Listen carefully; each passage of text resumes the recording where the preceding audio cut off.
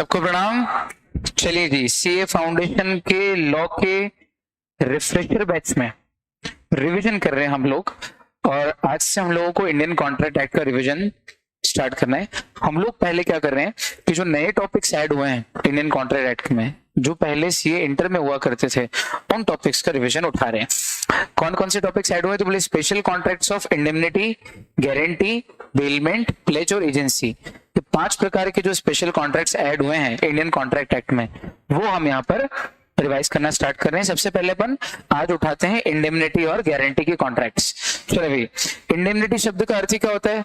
To compensate, मतलब इंडेमनिफाई करना, मतलब किसी के द लॉस, जो भी नुकसान है उसको मेक गुड करना। अब मजा ये है कि इंडेमनिटी के जो कॉन्ट्रैक्ट हैं, इसके अंदर आप किसी नॉर्मल कॉन्ट्रैक्ट के ब्रीच पे जो कॉम्पेंसेशन देते हो वो वाला कॉम्पेंसेशन नहीं है, आप कॉन्ट्रैक्ट ही कॉम्पेंसेट करने का कर रहे हो। यानी कि अगर एक व्यक्ति जब दूसरे व्यक्ति को प्रॉमिस करता है कि तुझे मेरे कारण या किसी और व्यक्ति के कारण अगर कुछ होगा द लॉस, तो उस लॉस के मैं कर दूंगा मेक गुड, यानी कि भरपाई। अब मजे की बात यह है कि जो एक्ट ऑफ गॉड के कारण जो लॉस होते हैं वो इंडेमनिटी में नहीं आते, मतलब लाइफ इंश्योरेंस नहीं आ रहा है, दूसरे प्रकार के जो जनरल इंश्योरेंस है वो नहीं आ रहे, सिर्फ इंसानों के कारण जो लॉस होते हैं वही इंडेमनिफाई होते हैं। और इंसानों में भी कौन से इंसान? या तो जो व्यक्ति प्रॉमिस कर रहा है वो खुद, या किसी और व्यक्ति का। उदाहरण के तौर पे मैंने प्रणव से कहा कि प्रणव, अगर तेरे इस गोडाउन में मैंने आग लगाई तो मैं इंडेमनिफाई करूंगा बाद में तेरे को कॉम्पेंसेट, या यश ने आग लगाई है तो भी मैं इंडेमनिफाई कर दूंगा। मतलब या तो मैं मेरे खुद के प्रॉमिसर की कंडक्ट से होने वाले लॉस को इंडेमनिफाई करूंगा, या एनी अदर पर्सन के कारण जो हो रहा है लॉस कंडक्ट से, उसको इंडेमनिफाई करूंगा। लेकिन तेरे गोडाउन में अपने आप अचानक आग लग जाए, बिजली गिर जाए और अनाज के गोदाम में आग लग जाए, वो वाला लॉस इंडेमनिफाई नहीं कर सकता। एक्ट ऑफ गॉड इंडेमनिफाई नहीं होती। कैप्टन की गलती से जहाज डूब जाएगा, इसको तो इंडेमनिफाई करने का प्रॉमिस कर सकता हूं मैं, क्यों? या तो प्रॉमिसर या अदर पर्सन की कंडक्ट से। लेकिन अपने आप समुद्र में बिजली गिरेगी, जहाज के ऊपर जहाज टूट जाएगा और डूब जाएगा, वो वाला इंश्योरेंस नहीं हो सकता। आया समझ में? तो इंडेमनिटी का कॉन्ट्रैक्ट मतलब एक व्यक्ति दूसरे व्यक्ति को प्रॉमिस कर रहा है कि तुझे जो होंगे द लॉस, उससे मैं तुझे क्या करूंगा? मेक गुड, यानी कि कॉम्पेंसेट करूंगा।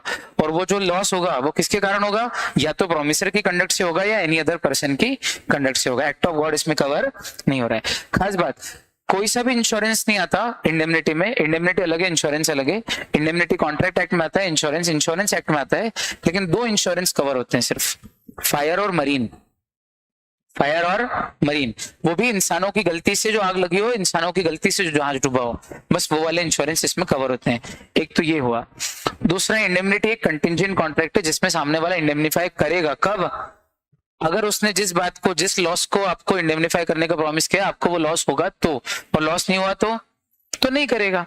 अच्छा, सिर्फ फायर और मरीन इंश्योरेंस इंडेमनिटी के एग्जांपल हैं, या ये इंडेमनिटी का एक छोटा सा हिस्सा है? इंडेमनिटी इससे भी बड़ी कॉन्सेप्ट है, इंडेमनिटी इससे भी बड़ी है। और कौन से एग्जांपल है फायर और मरीन इंश्योरेंस के अलावा? तो देखो, मान लीजिए मैं नौकरी पे लगा, और मैं जहां नौकरी पे लगा हूं वहां मैंने प्रॉमिस किया कि सर मैं आपको 3 साल छोड़ के नहीं जाऊंगा, और 3 साल के बीच में अगर मैं छोड़ के गया तो मेरे छोड़ के जाने से आपको जो द लॉस होगा वो मैं मेक गुड करूंगा, यानी कि कॉम्पेंसेट करूंगा। तो ये भी तो इंडेमनिटी हो गया ना। इसमें कोई फायर इंश्योरेंस मरीन इंश्योरेंस नहीं, लेकिन फिर भी ये इंडेमनिटी है। इसी तरह कॉन्ट्रैक्ट ऑफ गारंटी में भी एक इंप्लाइड इंडेमनिटी, याद करो, जब प्रिंसिपल डेटर के बिहाफ पे श्योरिटी को पे करना पड़ता है क्रेडिटर को, तो एक इंप्लाइड इंडेमनिटी है कि प्रिंसिपल डेटर के पैसा ना चुका पाने के कारण श्योरिटी को जो पैसा चुकाना पड़ा और श्योरिटी को जो हुआ द लॉस, उसको मेक गुड यानी कि कॉम्पेंसेट कौन करेगा? Principal debtor. तो principal debtor make good the loss कर रहा है कि नहीं कर रहा है? यानी कि कॉम्पेंसेट यानी कि इंडेमनिफाई कर रहा है कि नहीं कर रहा है? कर रहा है। ये कैसी इंडेमनिटी है? Implied indemnity. और ये इंश्योरेंस नहीं है, मतलब every insurance is not indemnity, every indemnity is not insurance. Only 2 types of insurance are covered in indemnity contracts. कौन से? Fire and marine. और वो भी कौन से वाले? फायर और marine, which are caused by human beings conduct, not by act of God. अब आया? इसमें प्रॉमिस जरूरी है। One party promises to another to save him from the losses caused by the conduct of promiser himself or by the conduct of any other party या person. ठीक है। अच्छा, contingent क्यों है? क्योंकि अगर लॉस नहीं होगा तो मुझे अपना प्रॉमिस निभाना ही नहीं है, मेक गुड करना ही नहीं, कॉम्पेंसेट करना ही नहीं है, और लॉस हुआ तो कॉम्पेंसेट करना है। तो ये कैसा है? ये कंटिंजेंट है। ठीक है। तो जो इंडेमनिफाई करने का प्रॉमिस करते हैं उसको क्या बोलते हैं? इंडेमनिफायर, और जिसको प्रॉमिस किया उसको क्या बोलते हैं? इंडेमनिफाइड अथवा indemnity holder. A contract by which one party promises to save the other from loss caused to him by the conduct of promiser himself or by the conduct of any other person। इंसानी conduct इसमें आता है ना, आसमानी conduct नहीं आता। आया है, नया वर्ड है। इंसानी कंडक्ट तो आएगा लेकिन आसमानी कंडक्ट, आसमानी मतलब एक्ट ऑफ गॉड। चलो, अच्छा एक चीज और होती है, जब कोई व्यक्ति किसी दूसरे व्यक्ति को प्रॉमिस करता है कि मैं प्रॉमिस करता हूं कि अगर किसी ने तेरे ऊपर केस किया और उस केस में तेरे को जो भी नुकसान होगा चिंता मत कर, मैं चुका दूंगा। मेंटेनेंस और चैम्पेटी से अलग है ये। मेंटेनेंस और चैम्पेटी में तो हम उसको इंड्यूस करते हैं, एनकरेज करते हैं कि तू केस कर, केस करने में जो खर्चा आएगा वो मैं दूंगा। और यहाँ पे क्या बोल रहे हैं कि अगर तुझे कोई केस करना पड़ा, जस्ट इन केस, या किसी ने तेरे पे केस किया, हम इनकरेज नहीं कर रहे हैं, लेकिन अगर कुछ हुआ ऐसा कुछ तो चिंता मत कर, उस केस में जो भी खर्चा आएगा, कॉस्ट, जो भी पैसा तुझे सामने वाली पार्टी को देना पड़ेगा डैमेजेस में, या जो भी पैसा तुझे उस केस को कॉम्प्रोमाइज करने में जेब से खर्च हो जाएगा, वो चिंता मत कर, सब कुछ मैं मेक गुड कर दूंगा। तो 124 में तो डेफिनेशन है इंडेमनिटी की, और 125 में केस लड़ने पे जो इंडेमनिटी होती है, अगर मुझे केस लड़ना पड़ा या किसी ने मेरे ऊपर केस कर दिया तो उसमें जो नुकसान होगा उस नुकसान की भरपाई का भी प्रॉमिस होता है। देखो आप 125 को एक बार उठाओ, दो ही सेक्शन है इंडेमनिटी के, 124 और 125। गिरा 125, the promisee in a contract of indemnity acting within the scope of his authority is entitled to recover from the promiser or indemnifier all damages which he may be compelled to pay in any suit, all costs which he may have been compelled to pay in bringing defending the suit, and all sums which he may have paid under the terms of any compromise of a suit। तो अगर promisee मतलब indemnified के ऊपर किसी ने suit की, किसने? रामलाल ने। वो प्रॉमिस किसने कर रखा था? इंडेमनिफाइड को, श्यामलाल ने। मतलब इसको ऐसे समझो कि रामलाल, श्यामलाल और घनश्याम दास, तीन लोग हैं। घनश्याम दास ने रामलाल को बोला प्रॉमिसर, प्रॉमिसी, इन दोनों के बीच में कॉन्ट्रैक्ट ऑफ इंडेमनिटी है कि श्यामलाल तेरे ऊपर जो भी केस करेगा या तुझे श्यामलाल पे जो भी केस करना पड़ेगा, उस केस में जो भी डैमेजेस तुझे देना पड़ेंगे या उस केस को कॉम्प्रोमाइज करने के लिए जो भी खर्चा तेरी जेब से हो जाएगा, या उस केस को डिफेंड करने में या लड़ने में जो भी कॉस्ट यानी कोर्ट की फीस, वकील की फीस वगैरह आएगी, चिंता मत कर, वो जो भी खर्चा तेरे को होगा, जो भी लॉस तुझे होगा, बाद में मैं तुझे इंडेमनिफाई यानी कि मेक गुड कर दूंगा। आया समझ में? ये है सेक्शन 125। चल, प्रश्न ये है कि इंडेमनिफायर की जो लायबिलिटी वो कब स्टार्ट होती है, कब कमेंस होती है? देखो ये तो बता दिया कि फायर और मरीन इंश्योरेंस जो है वो कॉन्ट्रैक्ट ऑफ इंडेमनिटी होते हैं, लेकिन लाइफ इंश्योरेंस इंडेमनिटी नहीं होता। क्यों? क्योंकि लाइफ इंश्योरेंस में आप किसी व्यक्ति की कंडक्ट से तुझे लॉस होगा ये कैसे कर सकते हो? मतलब आप तो मर्डर एंटिसिपेट कर रहे हो कि किसी व्यक्ति की कंडक्ट से तो मरेगा, तो वहां हम उसको कवर नहीं कर सकते। आया? बहुत अच्छा। इंडेमनिफायर की लायबिलिटी कब कमेंस होती है? फिर से आते हैं इस पे। कब कमेंस होती है? जब लॉस होगा। जब तक लॉस होता ही नहीं है तब तक इंडेमनिफायर की लायबिलिटी कमेंस। तो अगर कैप्टन के, शिप के कैप्टन की गलती से जहाज डूबा तो मैं 3 लाख रुपए दूंगा, ये मैंने प्रॉमिस किया, और शिप के कैप्टन की गलती से जब तक जहाज नहीं डूबा है तब तक मेरे 3 लाख देने की लायबिलिटी अराइज नहीं हो रही ना। तो 3 लाख देने की लायबिलिटी इंडेमनिफायर की कब कमेंस होगी? जब वो कंटिजेंसी है जिसके ऊपर ये बेस्ड है वो चीज हो जाएगी, यानी कि वो दुर्घटना घट जाएगी, तब लायबिलिटी कमेंस होगी। अब आया समझ में? इजी? चलो, एग्जाम्पल सारे हम मेन क्लास में कर चुके हैं अच्छे से, और ये पूरा कवर हो गया। कॉन्ट्रैक्ट ऑफ इंडेमनिटी एक्सप्रेस बनता है कि इम्प्लाइड बनता है? दोनों तरीके से। एक्सप्रेस तो ये है कि मैं आपको कॉम्पेंसेट करूंगा, इम्प्लाइड इंडेमनिटी, गारंटी के कॉन्ट्रैक्ट में इम्प्लाइड इंडेमनिटी होती है।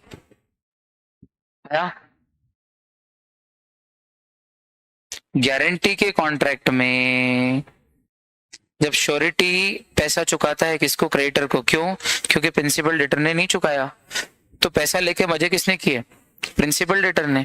और किसने पैसे नहीं लिए थे, श्योरिटी ने, फिर भी चुकाने पड़ गए बेचारे को गारंटी दी थी, तो लॉस किसको हो गया, श्योरिटी को। तो बाद में प्रिंसिपल डेटर इम्प्लाइड है ना, बिना कहे इम्प्लाइड कॉन्ट्रैक्ट है कि बाद में श्योरिटी को प्रिंसिपल डेटर क्या करेगा, इंडेमनीफाई। तो ये भी तो इंडेमनीफाई है, इंडेमनिटी का ही कॉन्ट्रैक्ट है जो बिना बनाए अपने आप ही बन जाता है, नहीं भी बोलो कुछ भी तो भी ये वाला कॉन्ट्रैक्ट तो बन ही जाता है।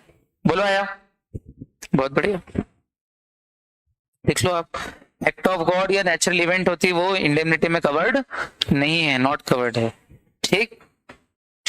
अगर एक्सीडेंट किसी पर्सन से हुआ हो तो ठीक है, लेकिन not caused by a person हो तो वो भी इंडेमनिटी में कवर नहीं है। जहाज टकराया किससे, आइसबर्ग से, और डूब गया, इंडेमनिटी में नहीं आएगा, उसका मरीन इंश्योरेंस अलग कराना पड़ेगा आपको। लेकिन इंडेमनिटी का कॉन्ट्रैक्ट, वैलिड इंडेमनिटी का कॉन्ट्रैक्ट बनाना हो तो क्या करना पड़ेगा, तो बोले the loss should depend upon conduct of a person, तो ही उसको इंडेमनिटी बोलेंगे। आया कि नहीं आया ये बताओ अच्छे से, पक्का, बहुत बढ़िया,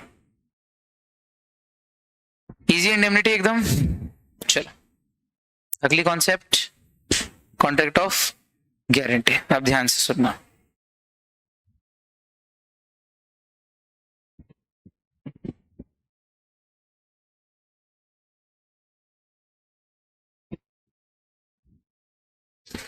देखो भाई, गारंटी के कॉन्ट्रैक्ट में सबसे पहले पर्पस, या तो किसी ने लोन लिया है या किसी ने एम्प्लॉयमेंट लिया है, या तो लोन या एम्प्लॉयमेंट। और जिसने लोन लिया है उस लोन की भी गारंटी दी जा सकती है कि ये चुका देगा, या एम्प्लॉयमेंट लिया है तो उसके एम्प्लॉयमेंट में उसकी ऑनेस्टी, उसकी फिडेलिटी की गारंटी दी जा सकती है कि ये ईमानदार रहेगा, घोटाले नहीं करेगा, और अगर करेगा तो ये चुकाएगा, ये नहीं चुकाएगा तो घोटाले का अमाउंट मैं चुकाऊंगा। तो गारंटी या तो लोन की दी जाती है या एम्प्लॉयमेंट की। सबसे पहले ये समझ में आ गया, चलो ये एक चीज समझ में आ गई। दूसरी चीज, गारंटी जब भी दी जाएगी तो दो तरह से दी जा सकती है, या तो ऑर्डिनरी गारंटी या फिर कंटिन्यूइंग गारंटी। अब ऑर्डिनरी गारंटी मतलब जो एक बार दी जाती है और एक स्पेसिफिक ट्रांजैक्शन के लिए दी जाती है, और कंटिन्यूइंग गारंटी बोले जो एक बार दी जाती है लेकिन सीरीज ऑफ ट्रांजैक्शन के लिए दी जाती है, सीरीज ऑफ ट्रांजैक्शंस के लिए दी जाती है। मैंने गारंटी दी कि भाई रामलाल जो 10 लाख रुपए का माल उधार ले रहा है ये चुका देगा, ये नहीं चुकाएगा तो मैं चुकाऊंगा। तो क्या इस 10 लाख रुपए का माल लेने वाला जो एक सिंगल ट्रांजैक्शन है स्पेसिफिक, इसकी गारंटी मैंने एक बार दी और इस गारंटी पे एक ही ट्रांजैक्शन होगा, कौन सा, स्पेसिफिक। और मैंने कह दिया कि रामलाल जो है अगले 6 महीने तक जब जब उधार माल लेने आए मेरी गारंटी, तो दी कितनी बार, एक बार। लेकिन एक बार गारंटी दिए तो 6 महीनों में नंबर ऑफ ट्रांजैक्शन कितने सारे हो जाएंगे, बोले बहुत सारे हो जाएंगे, सीरीज ऑफ ट्रांजैक्शन, 25-30 ट्रांजैक्शन हो सकते हैं 6 महीने में। तो फिर जो एक बार दी जाए लेकिन बहुत सारे ट्रांजैक्शन हो सकते हो, एन नंबर ऑफ ट्रांजैक्शंस, उसको बोलते हैं कंटिन्यूइंग गारंटी। और जो एक बार दी जाए सिंगल स्पेसिफिक ट्रांजैक्शन के लिए उसको बोलते हैं स्पेसिफिक गारंटी। आइए गारंटी समझ में। अच्छा, ये जो कंटिन्यूइंग गारंटी है इसका कब तक कंटिन्यूअस चलेगी, है इनफाइनाइट समय तक, बोले नहीं, ये कंटिन्यूइंग गारंटी भी कहीं तो चलेगी, एक पर्टिकुलर टाइम पे जाके एंड हो जाएगी या पर्टिकुलर अमाउंट पे जाके एंड हो जाएगी। मैंने कहा कि 10,000 रुपए तक के सारे ट्रांजेक्शन के लिए मेरी गारंटी है, तो अब मैंने 10,000 रुपए के एक ट्रांजेक्शन की गारंटी है, 10,000 रुपए टोटल अमाउंट है, उसके अंदर 500-500 रुपए के 20 ट्रांजेक्शन हो सकते हैं, 1,000 के 10 ट्रांजेक्शन हो सकते हैं, या कोई 600 का, कोई 800 का, कोई 700 का, ऐसे 10-12 ट्रांजेक्शन हो सकते हैं। बोलो हाँ। तो मैंने नंबर ऑफ ट्रांजेक्शन फिक्स किया है या सिर्फ अमाउंट की लिमिट फिक्स की है, अमाउंट की लिमिट।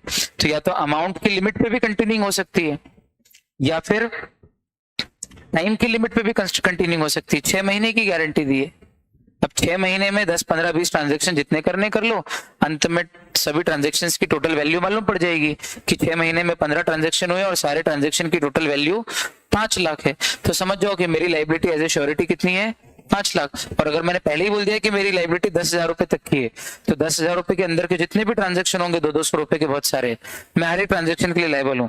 लेकिन उसके ऊपर जो 100 रुपए का एक आखिरी ट्रांजेक्शन है 10,100 का, तो वो जो 100 रुपए वाला ट्रांजेक्शन है उसके लिए मैं लायबल नहीं हूँ, कि मेरी लायबिलिटी की लिमिट कहाँ तक है, अमाउंट तक है। तो या तो लायबिलिटी की लिमिट अमाउंट पे जाके खत्म हो जाएगी या लायबिलिटी की लिमिट टाइम पे जाके खत्म हो जाएगी। बोलो आया। है ना, दो तरह से। और एक तीसरा और है जो मैं एक्स्ट्रा बताता हूँ, time and amount which ever lapses earlier. ये भी हो सकता है कि 6 महीने और ₹10,000 दोनों में से जो पहले हो जाए। तो अगर पहले 2 महीने में 10,000 की लायबिलिटी हो जाए तो फिर मैं उतना ही चुकाऊंगा एज ए श्योरिटी, या 6 महीने में सिर्फ 4,000 की ट्रांजेक्शन हो तो भी मैं 4,000 ही चुकाऊंगा, दोनों में से जो लिमिट पहले पूरी हो जाए, क्या तो टाइम लिमिट या अमाउंट। अगर मैं हाइब्रिड बना के दे रहा हूँ लायबिलिटी तो कंटिन्यूइंग गारंटी कब तक कंटिन्यू होती है, क्या तो टाइम लिमिट तक या अमाउंट तक, या फिर time and amount which ever lapses या एक्सपायर्स अर्लियर। बहुत बढ़िया। तो सबसे पहले ये समझ में आया कि लोन के लिए भी दी जाती है और एम्प्लॉयमेंट के लिए भी दी जाती है। दूसरा, ये ऑर्डिनरी सिंगल ट्रांजेक्शन की भी हो सकती है और कंटिन्यूइंग गारंटी भी हो सकती है। अब पार्टीज के नाम देखो, अब पार्टीज के नाम कितने बोले, पार्टीज, एक पार्टी जो लोन ले रही है उसको बोलते हैं प्रिंसिपल डेटर। क्या बोलते हैं, प्रिंसिपल डेटर। जो लोन देता है उसको बोलते हैं क्रेडिटर, और जो गारंटी देता है उसको बोलते हैं श्योरिटी। 3 पार्टीज हैं इसमें। चलो, तो जो लोन ले रहा है या फिर एम्प्लॉयमेंट ले रहा है, मतलब मैं बोल सकता हूं कि डेटर या एम्प्लॉय बराबर, और इधर क्या लिखूंगा, क्रेडिटर या एम्प्लॉयर। लेकिन फिर भी एम्प्लॉयर एम्प्लॉय नहीं बोलते हैं, जब भी बोलेंगे तो बोलेंगे क्या, क्रेडिटर और प्रिंसिपल डेटर। आया समझ। और जो गारंटी दे रहा है उसको गारंटर भी बोलते हैं, पर बोलने में क्या बेटर लग रहा है, सुनने में श्योरिटी, तो हम क्या बोलेंगे, उसको श्योरिटी बोलेंगे। ठीक, अब सुनिएगा, किसने किसको लोन दिया, जल्दी बताना, किसने किसको लोन दिया, क्रेडिटर ने डेटर को लोन दिया। तो डेटर ने प्रॉमिस किया कि मैं चुका दूंगा, तो इन दोनों के बीच में कंसिडरेशन है कि नहीं है, कंसिडरेशन है, लेन देन। अच्छा, प्रिंसिपल डेटर, श्योरिटी ने प्रिंसिपल डेटर को क्या दिया, प्रॉमिस कि मैं तेरी गारंटी दे दूंगा। तो प्रिंसिपल डेटर ने श्योरिटी को क्या दिया, प्रॉमिस कि आप अगर चुकाना, अगर आपको चुकाना पड़ा तो बाद में आपको मैं इंडेमनिफाई कर दूंगा। तो इन दोनों में एक दूसरे को कुछ दिया कि नहीं दिया, प्रॉमिस दिया ना, प्रॉमिस दिया ना। इसने प्रॉमिस दिया कि चिंता मत कर, तेरी गारंटी दे दूंगा, तो इसने बोला चिंता मत कर, आपको नहीं चुकाना पड़ेगा, और आपको चुकाना पड़ा तो मैं बाद में आपको इंडेमनिफाई कर दूंगा। तो इनके बीच में भी कंसिडरेशन है कि नहीं है, बहुत बढ़िया, कंसिडरेशन है। और श्योरिटी ने क्रेडिटर को क्या दिया, प्रॉमिस कि ये नहीं चुकाएगा तो मैं चुकाऊंगा। तो क्रेडिटर ने श्योरिटी को क्या दिया, प्रॉमिस कि आप जो चाहते हो वो मैं कर दूंगा, और आप क्या चाहते हो कि मैं उसको लोन दे दूं, हाँ दे दूंगा। तो जो लोन दे रहा हूं वो तो प्रिंसिपल डेटर के लिए दे रहा हूं, और लोन देने का जो वादा किया है मैंने श्योरिटी से, वही बस वो वादा ही मेरा श्योरिटी के प्रति कंसिडरेशन है। समझ आई बात। anything done by the creditor for the benefit of principal debtor is a sufficient consideration for surety. याद रहेगी ये line, anything done by the creditor for the benefit of principal debtor is a sufficient consideration for surety. क्यों, क्योंकि surety चाहता ही यही है ना कि प्रिंसिपल डेटर का भला हो जाए। आया समझ में। और प्रिंसिपल डेटर के भले से श्योरिटी को सेटिस्फेक्शन मिल रहा है, तो क्रेडिटर जो भी प्रिंसिपल डेटर के भले के लिए कर रहा है वो एक तरीके से श्योरिटी के लिए तो सेटिस्फेक्शन है। बोलो आया, बहुत बढ़िया।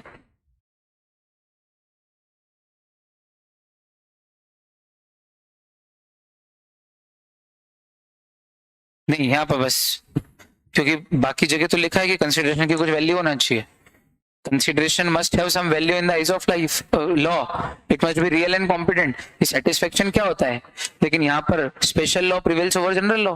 वो सारे जनरल कॉन्ट्रैक्ट्स ये स्पेशल कॉन्ट्रैक्ट्स हैं। तो स्पेशल कॉन्ट्रैक्ट्स में एक विशेष बात है कि गारंटी के कॉन्ट्रैक्ट में लॉ मेकर ने खुद नहीं बोल दिया कि anything done by the creditor for the benefit of principal debtor is a sufficient consideration for surety, इसलिए यहाँ पे भी कंसिडरेशन मान लिया जाएगा। ये नहीं बोल सकते कि no consideration no contract. Question से ही समझा, सबसे इंपॉर्टेंट बात तो ये, बात कटने नहीं दी, है ना, बहुत बढ़िया यश। अब मजे की बात ये है, मजे की बात ये कि अगर ये 6 लेन देन है, लेन देन लेन देन लेन देन, तो एक लेन देन एक कंसिडरेशन है, यानी कि ये एक कॉन्ट्रैक्ट है। एक लेन देन एक कंसिडरेशन है मतलब ये एक और कॉन्ट्रैक्ट है, और एक लेन देन एक कंसिडरेशन है मतलब ये एक और कॉन्ट्रैक्ट। कुल गारंटी के कॉन्ट्रैक्ट में कुल कितने कॉन्ट्रैक्ट होते हैं, तीन कॉन्ट्रैक्ट होते हैं। ये वाला जो कॉन्ट्रैक्ट है वो लोन का है या फिर नौकरी दी हो तो एम्प्लॉयमेंट का है। ये वाला जो कॉन्ट्रैक्ट है गारंटर और क्रेडिटर के बीच का, ये वाला कॉन्ट्रैक्ट गारंटी का है। और ये जो कॉन्ट्रैक्ट है श्योरिटी और प्रिंसिपल डेटर के बीच का, ये इम्प्लाइड इंडेमनिटी का कॉन्ट्रैक्ट है। बोलो गले उतरी बात, ये इम्प्लाइड इंडेमनिटी है। एकदम परफेक्ट, बहुत बढ़िया। अब मजे की बात यह है कि अगर श्योरिटी मेजर है और उसने जिस व्यक्ति की गारंटी दी है प्रिंसिपल डेटर की वो माइनर है और क्रेडिटर भी मेजर है, तो ध्यान देना माइनर के साथ जो अग्रीमेंट होते हैं वो कैसे होते हैं, वॉइड एब इनिशियो। तो ये वाला अग्रीमेंट वॉइड है क्योंकि यहाँ पे एक तरफ माइनर है। ये वाला अग्रीमेंट भी वॉइड है, क्यों? क्योंकि यहाँ पे एक तरफ माइनर है। Any agreement with a minor is void एब इनिशियो। लेकिन ये वाला जो अग्रीमेंट है, ब्लैक कलर से कर रहा हूं, ये फिर भी वैलिड है। इसका मतलब कॉन्ट्रैक्ट ऑफ गारंटी में तीन अलग अलग कॉन्ट्रैक्ट है, तीन अलग अलग पार्टीज के पॉइंट ऑफ व्यू से। और कोई दो कॉन्ट्रैक्ट अगर वॉइड भी हो जाए माइनर होने के कारण, इनकॉम्पिटेंट होने के कारण, तो भी जो एक मेजर पार्टीज के बीच का एक सिंगल कॉन्ट्रैक्ट है वो फिर भी वैलिड रहा सकता है। मतलब ये माइनर 10,000 रुपए लेके खा भी जाए तो श्योरिटी ये नहीं बोल सकता है कि भैया फिर मैं क्यों चुका हूं, माइनर का कॉन्ट्रैक्ट तो वॉइड है। बोले आपका माइनर से वॉइड है, आप रिकवर नहीं कर पाओगे। इसका माइनर के साथ वॉइड है तो ये माइनर से रिकवर नहीं कर पाएगा। लेकिन आपने गारंटी तो दी है ना एज ए श्योरिटी, और आप मेजर, ये भी मेजर, तो ये वाला कॉन्ट्रैक्ट वैलिड और ये वाला कॉन्ट्रैक्ट वैलिड है। इसलिए क्रेडिटर आपको शो करके माइनर को जो पैसा दिया है वो आपसे वसूल कर सकता है और आप देने से मना नहीं कर सकते हो। और मजे की बात, बाद में माइनर से रिकवर भी नहीं कर सकते हो, ना मेजर होने के बाद ना माइनॉरिटी में। क्यों? वॉइड एब इनिशियो। लो फंस गए। इसका मतलब किसी माइनर व्यक्ति की गारंटी नहीं देनी चाहिए। आया? माइनर व्यक्ति की गारंटी नहीं देनी चाहिए। बहुत शार्प। ओहो, बिना देखे मेरे को जितना बेसिक कॉन्सेप्ट बताना था आपको सब बता दिया है। एक बार फटाफट से देखते हैं।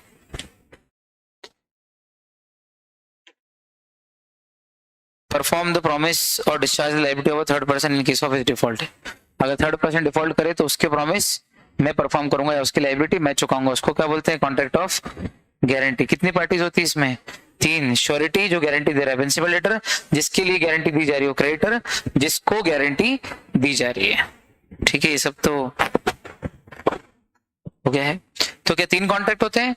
एक प्रिंसिपल लेटर और क्रेडिटर के बीच में, एक क्रेडिटर और श्योरिटी के बीच में, और एक प्रिंसिपल लेटर और श्योरिटी के बीच में। ठीक,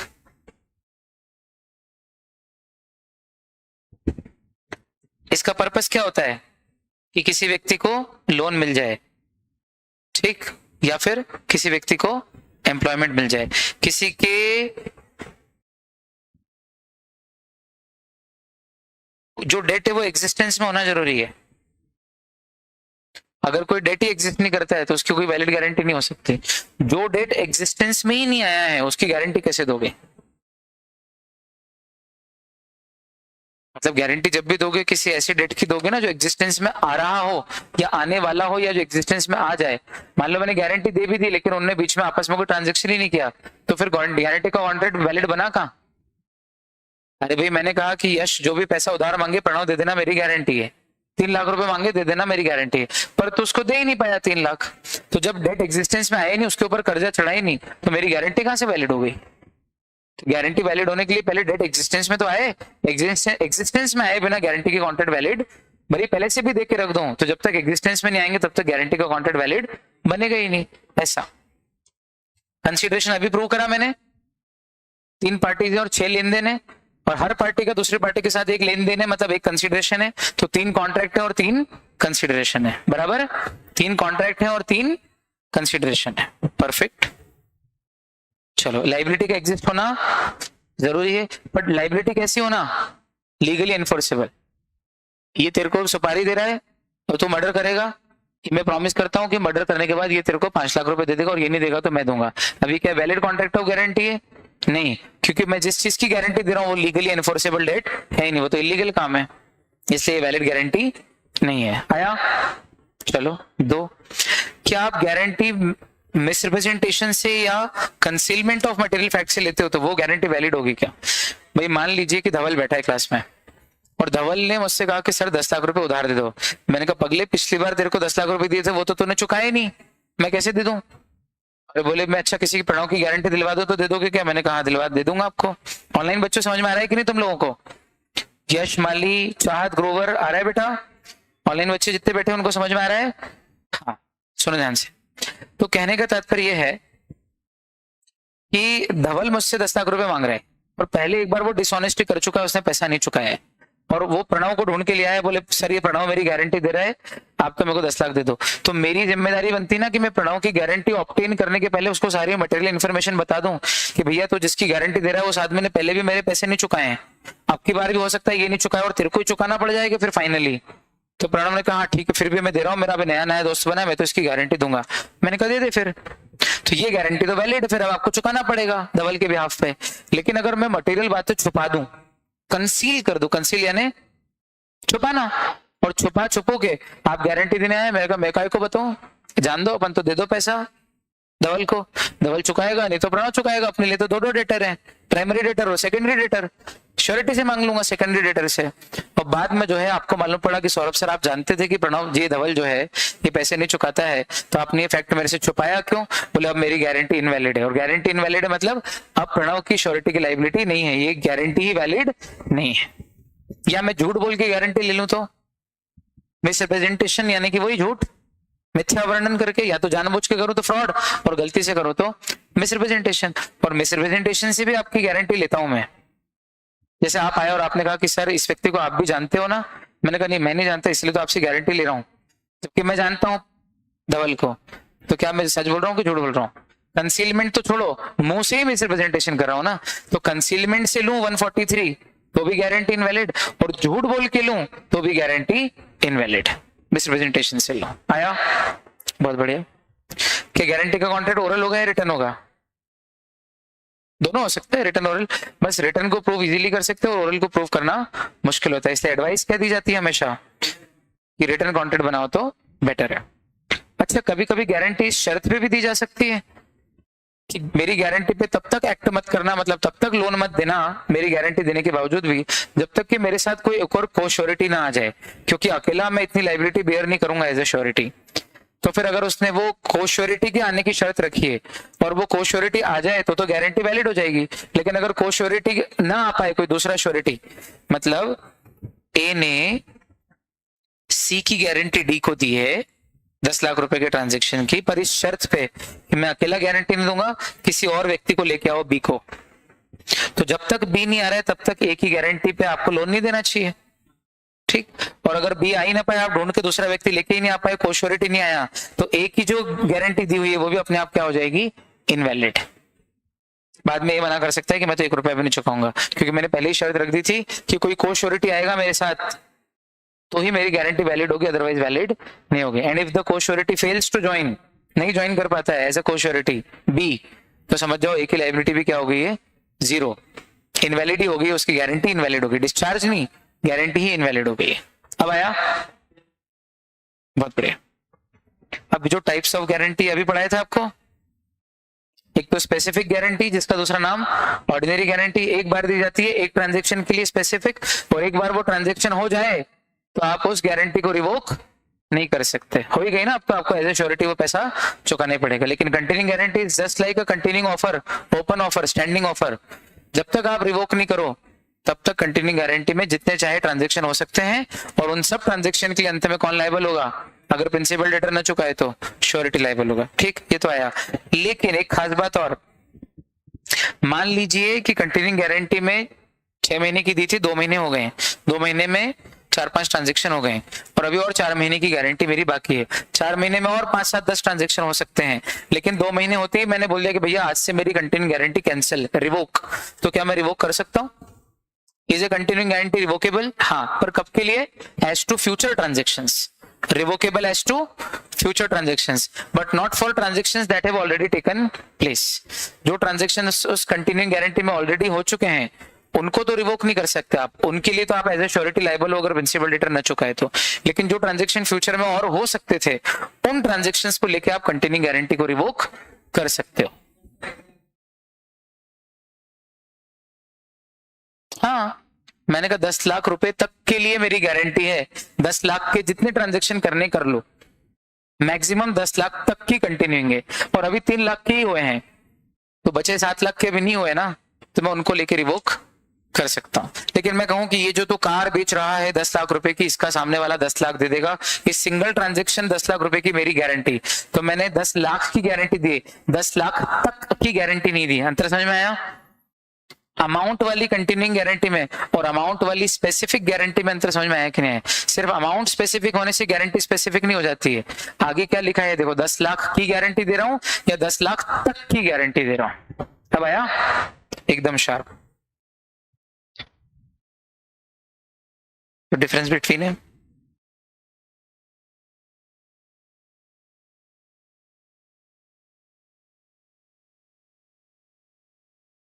चल अब श्योरिटी की लायबिलिटी कितनी है?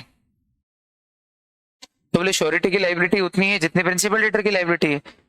कार्डिनल प्रिंसिपल क्या है? Liability of surety is coextensive with that of principal debtor unless otherwise provided. मुझे बताओ, प्रिंसिपल डेटर की लायबिलिटी के साथ कोएक्सटेंसिव मतलब साथ साथ में चलती है, किसकी लायबिलिटी? श्योरिटी की। प्रिंसिपल डेटर ने 10,000 रुपए लिए, तो श्योरिटी को कितना चुकाना पड़ेगा? अगर वो ना चुकाए तो 10,000। अगर मान लो इस पे ब्याज जुड़ गया 1,000 का और इसकी 11 हो गई, तो इसकी भी कितनी हो जाएगी? 11,000। जहां जहां इसकी जाएगी वहां वहां इसकी भी जाएगी।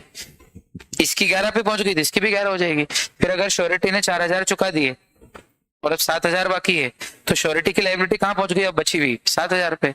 प्रिंसिपल डेटर की कहां पहुंच गई? 7,000 पे। तो श्योरिटी की भी कहां पहुंच जाएगी? 7,000 पे। प्रिंसिपल डेटर की बढ़ेगी लायबिलिटी तो श्योरिटी की बढ़ेगी, प्रिंसिपल डेटर की घटेगी लायबिलिटी तो श्योरिटी की घटेगी। तो प्रिंसिपल डेटर की लायबिलिटी के पिछलग्गू है श्योरिटी की लायबिलिटी। पिछलग्गू मतलब पीछे पीछे चल रही है, जितनी जितनी एक्सटेंट पे प्रिंसिपल डेटर की लायबिलिटी जाएगी उसके को यानी साथ साथ में को एक्सटेंसिव है श्योरिटी की लायबिलिटी। अब वो बात अलग है कि बाद में आप मना कर दो, सुनना ध्यान से, अगर आप मना कर दो किसको? प्रिंसिपल डेटर को, कि तू तो मेरा सगा भाई निकला यार। मान लो क्रेडिटर और प्रिंसिपल डेटर बिछड़े हुए सगे भाई निकल गए, तो क्रेडिटर ने प्रिंसिपल डेटर को बोल दिया कि यार अब पता चला कि तू तो मेरा बचपन के मेले में बिछड़ा हुआ भाई है, तो एक काम कर, तो कुछ भी पेमेंट मत कर, तेरी लायबिलिटी 0। तो श्योरिटी की भी कितनी हो जाएगी? 0। लेकिन इसका उल्टा करके देखो, मान लो श्योरिटी और क्रेडिटर दोनों बचपन के सगे भाई निकल गए बिछड़े हुए, तो क्रेडिटर ने बाद में बोला कि तू तो 0 चुकाना, तेरी कोई लायबिलिटी नहीं है यार, काहे का श्योरिटी, तू मत चुकाना। तो क्या श्योरिटी की लायबिलिटी के साथ प्रिंसिपल डेटर की कोई एक्सटेंसिव है? नहीं, प्रिंसिपल डेटर की तो फिर भी 10,000 रुपए रहेगी। इसका मतलब liability of principal debtor is not coextensive with surety, liability of surety is coextensive with that of principal debtor. बोलो आया? बहुत बढ़िया। दूसरा, श्योरिटी की लायबिलिटी कैसी है? सेकेंडरी की प्राइमरी? श्योरिटी की लायबिलिटी कैसी है बताओ ऑनलाइन बच्चों? श्योरिटी की लायबिलिटी कैसी है? सेकेंडरी की प्राइमरी?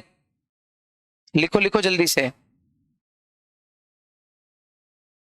प्राइमरी है, प्राइमरी है। श्योरिटी की लायबिलिटी प्राइमरी है। सोच के बोला करो यार, श्योरिटी पूछ रहा हूं, श्योरिटी सबसे पहले कौन चुकाएगा? Principal debtor. और वो ना चुकाए तो किसके पास जाएंगे मांगने? तो श्योरिटी की सेकेंडरी हुई ना। आया? कितना आसान तो है। Liability of surety secondary nature. क्यों? क्योंकि जब प्रिंसिपल डेटर डिफॉल्ट करेगा तभी ना वो लायबल होगा, उसके पहले थोड़ी लायबल होगा। अब ठीक है, अगला मान लीजिए कि अगर डॉक्यूमेंट में डिफेक्ट है, डॉक्यूमेंट में डिफेक्ट है मतलब कॉन्ट्रैक्ट ही वैलिड नहीं है, मतलब where a debtor cannot be held liable on account of any defect in the document, the liability of surety also ceases. Document में डिफेक्ट का अर्थ है साइन ही नहीं है, स्टैम्प ड्यूटी पे नहीं की है, ठीक, या फिर काटापीटी हो गई है। अगर वो डॉक्यूमेंट ही वैलिड नहीं है, जो डॉक्यूमेंट बनाया है वो डॉक्यूमेंट ही वैलिड नहीं है, और उस डॉक्यूमेंट के कारण अगर आप प्रिंसिपल डेटर को ही हेल्ड नहीं कर सकते लायबल, प्रिंसिपल डेटर ही लायबल नहीं हो सकता है, तो ऑटोमेटिकली श्योरिटी की लायबिलिटी भी तो सीज हो जाएगी। जब डॉक्यूमेंट ही वैलिड नहीं आपके बीच में, तो किसकी लायबिलिटी 0 है? प्रिंसिपल डेटर की। तो श्योरिटी की भी क्या हो जाएगी? सीज, यानी कि 0 हो जाएगी। बोलो आया? आया ना? लेकिन एक खास बात है, मान लीजिए कि प्रिंसिपल डेटर ने पैसा नहीं चुकाया क्रेडिटर को, और श्योरिटी से मांगने गए तो श्योरिटी ने भी नहीं चुकाया, दोनों ने नहीं चुकाया, तो पहले किसके खिलाफ सूट फाइल करेंगे? तो बोले तब क्रेडिटर के हाथ में ऑप्शन है कि या तो वो श्योरिटी को सू कर ले या प्रिंसिपल डेटर को सू कर ले। श्योरिटी को क्यों सू करेगा? बोले साले तेरे चक्कर में तो लोन दिया था, तूने भी मना कर दिया, तो तेरे पे ज्यादा गुस्सा आ रहा है मेरे को। तो मैं चाहूं तो किसी को भी सू कर सकता हूँ, पहले तेरे को करूंगा, और चाहूं तो प्रिंसिपल डेटर को सू कर सकता हूँ ये बोल के कि लिया तो तू नहीं है और पैसे लेके मुझे भी तो नहीं उड़ाया उस पैसे के, तो पहली जिम्मेदारी तो तेरी बनती है कि तू चुका। फिर तेरे से भी सूट फाइल करने पे रिकवर नहीं हुआ और तू इंसॉल्वेंट हो गया, तो फिर श्योरिटी पे सूट फाइल कर लूंगा। तो ये ऑप्शन किसके पास है कि दोनों में से किसी को भी सूट फाइल कर सकता है अगर दोनों डिफॉल्ट कर दे? तो ये ऑप्शन क्रेडिटर के पास है। पढ़ के देखो, creditor may choose to proceed against surety first unless there is an agreement to the contrary. वो बात अलग है कि अगर उसने पहले से ही अग्रीमेंट कर रखा था जब कॉन्ट्रैक्ट बनाया था तभी, क्या कि भैया अगर हम दोनों डिफॉल्ट कर दें तो तू पहले प्रिंसिपल डेटर को ही सू करेगा, तो फिर उसको पहले दोनों से मांगना है, और दोनों ही ना दें तो सूट किसके खिलाफ फाइल करनी पड़ेगी? फिर प्रिंसिपल डेटर के, क्योंकि पहले से ही कॉन्ट्रैक्ट में ऐसा लिखा था, और कुछ नहीं लिखा हो तो फिर किसी के खिलाफ भी सूट फाइल कर सकता है। बोलो आया पक्का? चल अब मजे से सुनना।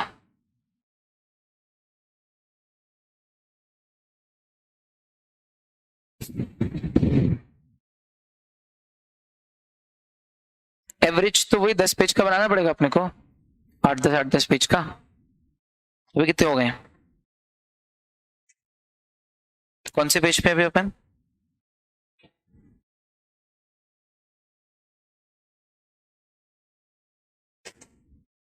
ठीक, कोई बात नहीं, चलो।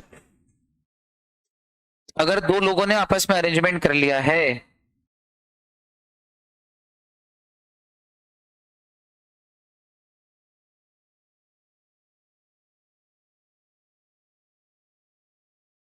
ये वाली कौन सी वाली? ये वाली ना, इंडेमनिटी गारंटी। देखते हैं, नहीं हो पाएगी वैसे आज, क्योंकि अभी 3 दिन अपने पास टाइम थोड़ा कम कम है ना। 16 नहीं 17, 19 और 20, ये 3 दिन अपने पास टाइम कम है। इन 3 दिनों में अपने पास सिर्फ 45 मिनट्स ही है ना, समझ रहे हो ना? इसलिए 10 पेज तो ठीक है ना, बाद में अपन उसको आगे की क्लासेस में रिकवर कर लेंगे ज्यादा पढ़ के, वो तो कोई बात ही नहीं। चलो बेटा, अभी 3 दिन जो है, मतलब आज 17 है, फिर 18-19 तो छुट्टी है, फिर 20 है और फिर 21 है। इन 3 दिन टाइम थोड़ा सा कम है, फिर 22 से अपन वापस से ज्यादा पढ़ के इसको कवर करेंगे, ठीक है ना, कोई दिक्कत नहीं है। चलो खैर, तो एक बात जो मैं आपको बता रहा था वो ये कि मान लीजिए ए और बी ने एक ज्वाइंट और सेवरल प्रोमिसरी नोट लिखा है सी को, तो क्या ज्वाइंट एंड सेवरल लिखते ही दोनों लायबल हो गए? ठीक, अब सी तो दोनों के खिलाफ डायरेक्टली सूट फाइल कर सकता है अगर डिसऑनर हो जाए तो, लेकिन अंदर का अरेंजमेंट क्या है आपस में उनका? अंदर का अरेंजमेंट ये है कि ए ने सी से ये बोला है कि पहले तू ही देगा, तू नहीं देगा तो मैं दूंगा। अब ए और बी ने आपस में ये अरेंजमेंट करा है, लेकिन इसकी जानकारी सी को है या नहीं है, इससे कोई फर्क नहीं पड़ रहा है। ऑन पेपर तो ये नजर आ रहा है ना कि दोनों ने मिलकर लिखा है प्रोमिसरी नोट, और मिलजुल के लिखा हो तो कौन लायबल होगा? दोनों लायबल होंगे, ज्वाइंट एंड सेवरली लायबल होंगे। तो फिर इससे माना कि उनमें से एक तो श्योरिटी है, पहले दूसरा पे करेगा, और वो अगर डिफॉल्ट करेगा तो दूसरा श्योरिटी है। ये आपका आपस का अरेंजमेंट हो सकता है, इंटरनल अरेंजमेंट, लेकिन इससे आपकी जो लाइबिलिटी वो अफेक्ट थोड़ी होगी। चुकाना तो आपको ज्वाइंट एंड सेवरली है, किसके सामने? सी के सामने। तो सी तो ए से भी मांग सकता है, पहले बी से भी मांग सकता है, दोनों से एक साथ भी मांग सकता है। क्यों? क्योंकि आपने तो उसको इस कागज पे jointly and severally just like partners ऐसे लिख के दिया है ना। अब अंदर आप लोगों ने बोल रखा है कि पहले बी चुकाएगा, बी नहीं चुकाएगा तो मैं चुकाऊंगा।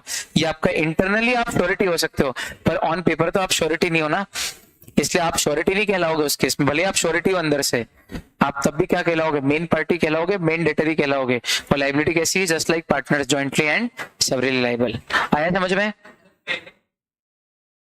नॉन हो तो भी लिखा है ना उसमें, although such third person may have been aware of its existence। माना कि उनके बीच में जो अरेंजमेंट है वो अरेंजमेंट एग्जिस्ट करता है, वो अरेंजमेंट एग्जिस्ट करता है, इस बात की जानकारी उस थर्ड पर्सन को ऑल्दो मतलब है, उसके बाद भी कोई फर्क नहीं पड़ता है। कागज पे क्या नजर आ रहा है? जॉइंट एंड सेवरल हो, तो कागज पे जॉइंट एंड सेवरल हो तो जॉइंट एंड सेवरल ही हो। आया? वहां प्रिंसिपल डेटर और क्रेडिटर नहीं हो, प्रिंसिपल डेटर और श्योरिटी नहीं हो। मेरे लिए तो दोनों ही मेन पार्टी हो, दोनों ही डेटर हो, दोनों ही मेन डेटर हो, प्रिंसिपल डेटर हो, श्योरिटी कोई है ही नहीं मेरे लिए। तो कितनी पार्टी मानूंगा मैं? दो, क्रेडिटर और जॉइंट डेटर्स सिंगल पार्टी, तीन पार्टी नहीं मानूंगा। अब आपके अंदरूनी अरेंजमेंट से कागज पे फर्क नहीं पड़ेगा। कागज में अगर आप जॉइंट एंड सेवरल लायबल हो तो आप joint and several he liable रहोगे। अब मजे की बात, लायबल कौन होता है? अगर प्रिंसिपल डेटर डिफॉल्ट करे तो, प्रिंसिपल डेटर डिफॉल्ट करे तो लायबल कौन होगा? श्योरिटी होगा। लेकिन कभी कभी श्योरिटी डिस्चार्ज हो जाता है। पूछो कब? जब कंटिन्यूइंग गारंटी दी हो और उसने कंटिन्यूइंग गारंटी रिवोक कर दी हो फ्यूचर ट्रांजैक्शन को लेके, तो फ्यूचर ट्रांजैक्शन से डिस्चार्ज हो जाएगा कि नहीं हो जाएगा? ठीक। दूसरा, क्रेडिटर ने ऐसी कोई कंडक्ट कर दी हो, सिक्योरिटी आइटम तोड़ दी हो, याद है ना, घड़ी तोड़ दी सिक्योरिटी आइटम की, तो जा बेटा फिर अब मैं भी डिस्चार्ज। या फिर कॉन्ट्रैक्ट ऑफ गारंटी इनवैलिड हो, या तो मिसरिप्रेजेंटेशन से कॉन्ट्रैक्ट किया है, या कंसीलमेंट से किया है, या ज्वाइंट श्योरिटी का मैंने रूल दिया था कंडीशन और ज्वाइंट श्योरिटी आई ही नहीं। तो अगर इन तीन कारणों से कॉन्ट्रैक्ट ऑफ गारंटी इनवैलिड हो जाता है तो invalidation of contract of guarantee से भी कौन डिस्चार्ज हो जाता है? श्योरिटी डिस्चार्ज हो जाता है। आया क्या समझ? बहुत बढ़िया। तो ये मैंने आपको पढ़ा दिया पहले ही, 142, 143, 144। फिर रिवोकेशन में क्या क्या आ जाएगा? स्पेसिफिक गारंटी को रिवोक कर सकते हो कि नहीं कर सकते हो? तब तक जब तक कि ट्रांजैक्शन हुआ नहीं हो, तो ट्रांजैक्शन होने के बाद रिवोक नहीं कर सकते। और कंटिन्यूइंग गारंटी को कर सकते हो रिवोक कब? जितने ट्रांजैक्शन हो गए उनको लेके तो नहीं, लेकिन आगे जो हो सकते थे उनको लेके। पर इसमें भी एक लोचा और है, कंटिन्यूइंग गारंटी को आप रिवोक करते हो खुद से, लेकिन क्या कंटिन्यूइंग गारंटी प्रिंसिपल डेटर या श्योरिटी की डेथ पे अपने आप भी रिवोक हो जाती है? Automatic revocation. या किसी एक पार्टी की इंसैनिटी हो जाए तो भी अपने आप रिवोक हो जाती है एज टू फ्यूचर ट्रांजैक्शंस। हाँ चलो, तो श्योरिटी की डेथ से भी रिवोक हो जाएगी।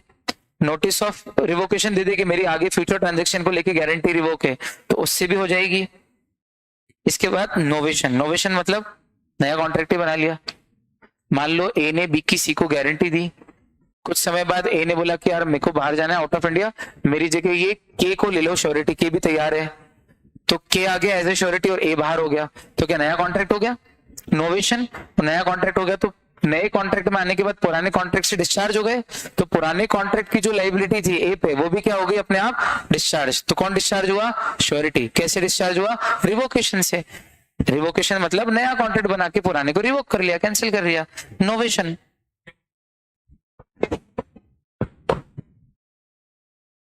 फ्यूचर ट्रांजैक्शन को लेके तो हो जाएगा ना, मैं तो कंटिन्यूइंग गारंटी की बात कर रहा हूं उस वाले में जो तू पूछ रहा था। चलो आगे, कंडक्ट ऑफ क्रेडिटर। अब अगर क्रेडिटर प्रिंसिपल डेटर के साथ मिलकर कॉन्ट्रैक्ट ऑफ गारंटी में चेंजेस कर ले, इंटरेस्ट का रेट 10% से बढ़ा के 12% कर ले, और किसकी कंसेंट नहीं ली? श्योरिटी की, तो क्या टर्म्स यानी टर्म्स एंड कंडीशंस में वेरायंस यानी चेंजेस कर लिए? टर्म्स एंड कंडीशंस में वेरायंस यानी कि चेंजेस कर लिए, किससे पूछ के? क्रेडिटर से, प्रिंसिपल डेटर और क्रेडिटर ने किससे पूछ के? श्योरिटी से पूछ के करे हो तो फिर थोड़ी डिस्चार्ज होगा। बिना पूछे कर लिए हैं तो कौन हो जाएगा? श्योरिटी। क्या हो जाएगा? डिस्चार्ज। आया क्या? बहुत बढ़िया।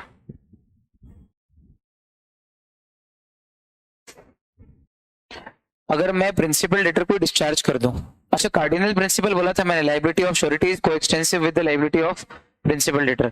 अब मुझे बताइए कि अगर प्रिंसिपल डेटर को मैं बोल दूं कि जा तू रिलीज, तू डिस्चार्ज, तो मेरा सगा भाई निकला बचपन का खोया हुआ, तो किसको मैंने रिलीज कर दिया या किसको डिस्चार्ज कर दिया? बोलो। प्रिंसिपल डेटर को। और प्रिंसिपल डेटर के साथ श्योरिटी की लायबिलिटी कैसे चलती है?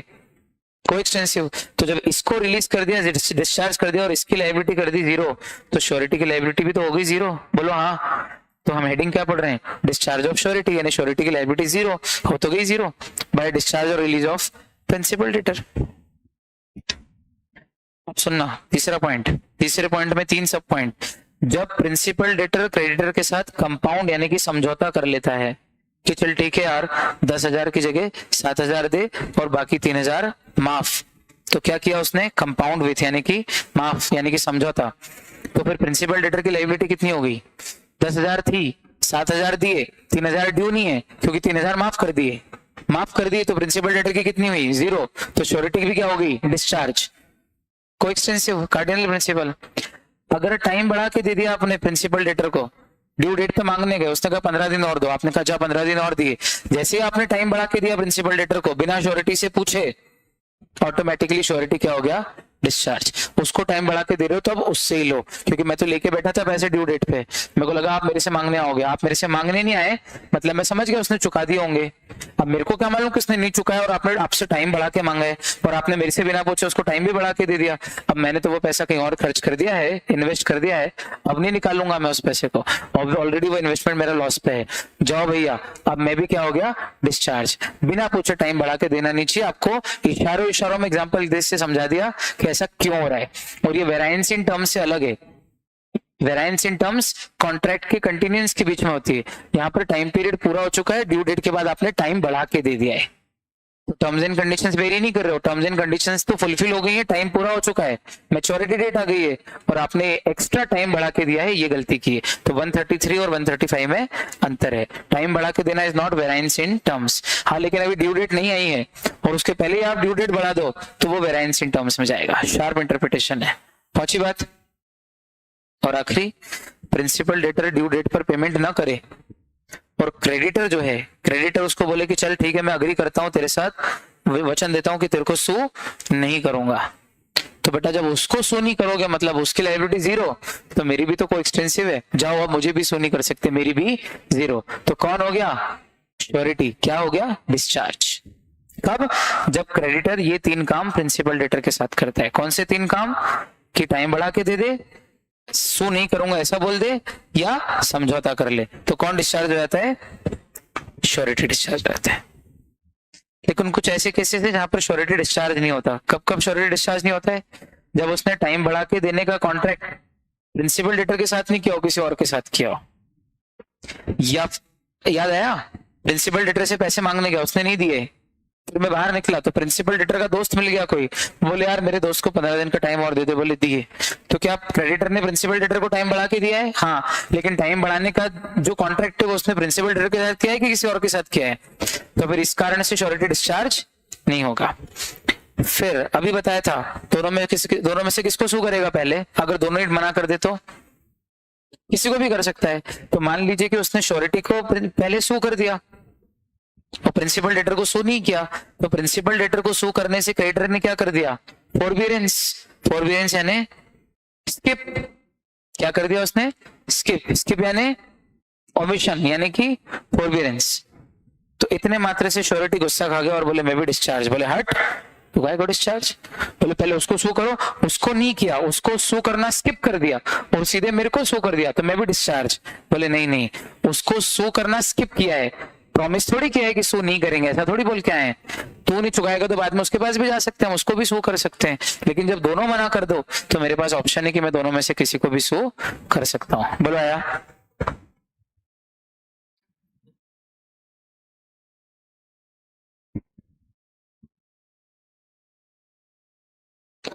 अगर क्रेडिटर प्रिंसिपल डेटर के साथ अग्री करे कि तुझे मैं सू नहीं करूंगा या तुझे टाइम बढ़ा के दूंगा, तो हेडिंग ये है कि श्योरिटी डिस्चार्ज हो जाता है। लेकिन क्रेडिटर टाइम बढ़ा के देने का कॉन्ट्रैक्ट प्रिंसिपल डेटर के साथ न करके इसके किसी दोस्त के साथ कर ले, रिश्तेदार के साथ कर ले, तो उससे श्योरिटी डिस्चार्ज नहीं होता। ये इस वाले पॉइंट का एक्सेप्शन है, ये वाला पॉइंट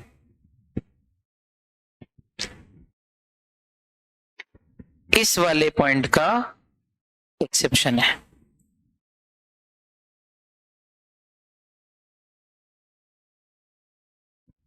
हाँ, इसीलिए तो कोई प्रिविटी नहीं बन रही है। अब मैं किसी भी भलते पार्टी को कुछ भी प्रॉमिस करूं, उसका इस कॉन्ट्रैक्ट पे कोई फर्क ही नहीं पड़ रहा है ना, नहीं पड़ रहा है फर्क, इसीलिए तो कोई भी डिस्चार्ज नहीं हो रहा है। आया, फर्क ही नहीं पड़ रहा है ना, इसलिए कोई भी डिस्चार्ज नहीं हो रहा है। बहुत बढ़िया। अच्छा, क्रेडिटर अगर इवेंचुअल रेमेडी यानी फाइनल रेमेडी, अरे भाई मैं तुझे पैसे चुका दूंगा, श्योरिटी प्रिंसिपल डेटर की तरफ से पैसे चुकाएगा किसको, क्रेडिटर को। तो प्रिंसिपल डेटर ने क्रेडिटर को जो जो भी सिक्योरिटी दे रखी है, घड़ी चेन, वो सब श्योरिटी मांगेगा कि नहीं मांगेगा? और तू वो घड़ी चेन अगर तोड़ चुका है तो फिर क्या होगा? तो मैं भी डिस्चार्ज। कितने के लिए डिस्चार्ज? जितने की लॉस कर दिया तूने। मान लो 3 लाख रुपए मुझे तुझे देना है, पर तू 2.5 लाख की घड़ी तोड़ चुका है, तो 2.5 लाख से तो मेरी लायबिलिटी कम हो गई, अब मैं सिर्फ 50,000 ही दूंगा। है समझ में? तो जितने का नुकसान, इंपेयर यानी नष्ट करना, इंपेयर यानी नष्ट करना, क्रेडिटर ने नष्ट कर दी है क्या? श्योरिटी की इवेंचुअल, इवेंचुअल यानी फाइनल, और रेमेडी यानी उपाय। सोच के देखो कि प्रिंसिपल डेटर ने, रिफ्रेशर बैच में रिफ्रेश करा रहा हूं बेटा, देखो बहुत डिटेल में एग्जांपल दिया है इसका क्लास में, 10-10 मिनट एक एक एग्जांपल चलता था, पूरी चीरफाड़। सुनना, ए ने बी की सी को क्या दी? गारंटी। तो बी ने ए की गारंटी तो दिलवाई है सी को, साथ में अपनी घड़ी भी गिरवी रखी है, ठीक। अब सी जो है जब बी से पैसे मांगने के, उसने नहीं दिए पैसे, तो सी को गुस्सा आया, उसने घड़ी तोड़ दी। फिर बाद में सी को ख्याल आया, करे यार क्या कर दिया, पर सी ने कहा कोई बात नहीं, अपन तो श्योरिटी से मांगने चलो। तो क्या श्योरिटी के लिए ये घड़ी जो है ये इवेंचुअल यानी कि फाइनल रेमेडी है? फाइनल रेमेडी है। क्यों? क्योंकि जब श्योरिटी पैसे चुका देगा क्रेडिटर को, तो बाद में उससे वो क्या मांगेगा? घड़ी। और ये घड़ी अपने पास रख के श्योरिटी बाद में प्रिंसिपल डेटर से कॉम्पेंसेशन मांगेगा, ठीक। और अगर प्रिंसिपल डेटर ना दे तो घड़ी बेच के अपना पैसा ले लेगा। तो एक तरीके से श्योरिटी के लिए घड़ी इवेंचुअल रेमेडी हुई कि नहीं, सिक्योरिटी आइटम। और अगर क्रेडिटर ने ये घड़ी तोड़ दी है तो फिर बेचारा श्योरिटी भी डिस्चार्ज हो जाएगा। जाओ फिर मैं भी नहीं देता, क्योंकि किसने क्या कर दी है? क्रेडिटर ने। क्रेडिटर ने श्योरिटी की जो फाइनल रेमेडी है वो इंपेयर कर दी है, नष्ट कर दी है। बोलो आया? पक्का? बहुत बढ़िया। हाँ, श्योरिटी के और क्या, बिल्कुल सही। चलो, कॉन्ट्रैक्ट ऑफ गारंटी इनवैलिड हो जाता है, तो अभी बताया था आपने, मिसरिप्रेजेंटेशन से गारंटी ली हो, कंसीलमेंट यानी मटेरियल फैक्ट्स, महत्वपूर्ण जानकारी छुपा के गारंटी ली हो, कंसीलमेंट, या फिर को श्योरिटी ज्वाइन करने वाला था लेकिन को श्योरिटी ज्वाइन नहीं कर पाया हो। इन 3 कारणों से आपकी गारंटी क्या हो जाती है? इनवैलिड हो जाती है।